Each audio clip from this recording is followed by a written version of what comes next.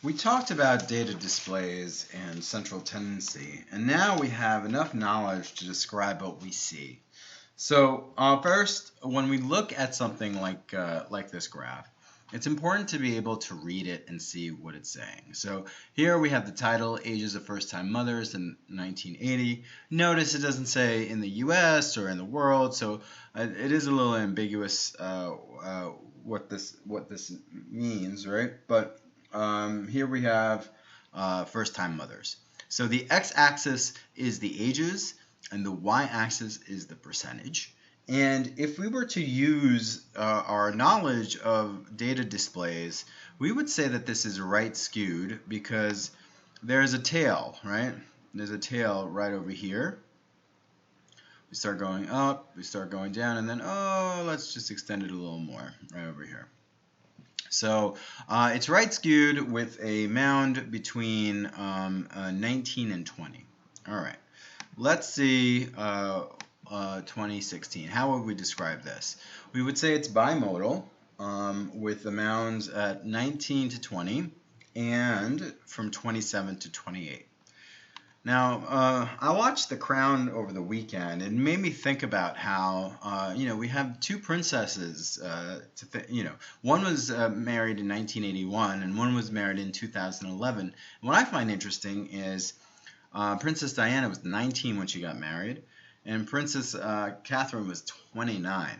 And it wasn't a big deal either. I mean, I don't know about in The Crown they didn't say anything about her age, but it's interesting how times have kind of changed, and this data displays kind of shows that, right? So like you would say in the 1980s, women typically started having children earlier, and in 2016 we see that there are two groups of women, right, having children. And again, we don't know if this is in the United States or not, but what's fun is this data is suggesting there's a change happening over time, and it brings up questions. Why is that change? What will happen 20 years from now? Will this increase and this decrease? Will we see basically a flipped version of this? Will the data maybe even be left skewed? Who knows?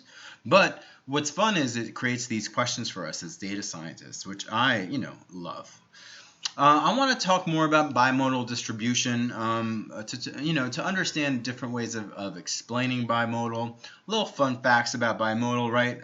Bi meaning two, mode.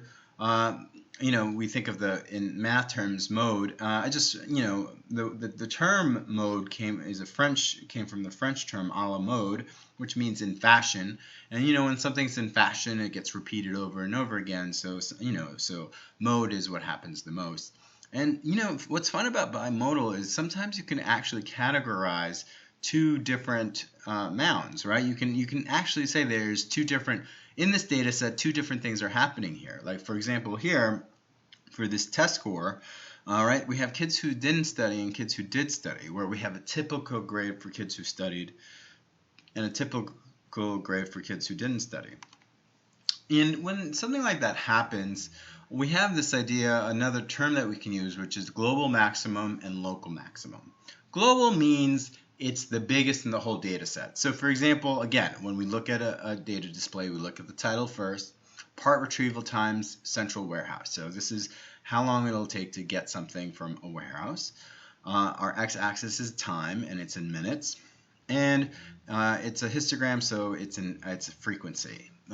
So now what we do is we're looking at this, and we're seeing that the global is 3 to 4 minutes is the typical time that that it takes, but it's not typical, right? We have two mounds here. We have basically if I cut this in half, if I cut this right here, right, this would even be symmetrical, right? And this would be a left skewed possibly. Right where we see that there's two different things happening here. Maybe these are the big parts, these are the small parts, who knows? But what we have is our two local maximums, right? The 3 to 4, which was also our global. So most times it's 3 to 4 minutes, right? But then we also have a local maximum 7 to 8 because that's this mound right here. And so we would say, global maximum 3 to 4, local 3 to 4, 7 to 8, right? So it's just another way to describe the data. Now, why are we talking about this? You're doing a project on voter data. And I don't know if you've noticed, but there are usually the voter data is bimodal. And a big reason for that is, we have presidential elections every 4 years. Every 2 years we vote, right? So when we have presidential elections every 4 years, we, tend to spend more money on getting out the vote, right? So more money, more time, more energy is put out there to get people to vote. So yeah, we have 2 mounds, and yeah, I hope this was helpful. And we're going to start the project this week. So get your brains churning about voter fraud and voter suppression. All right, take care.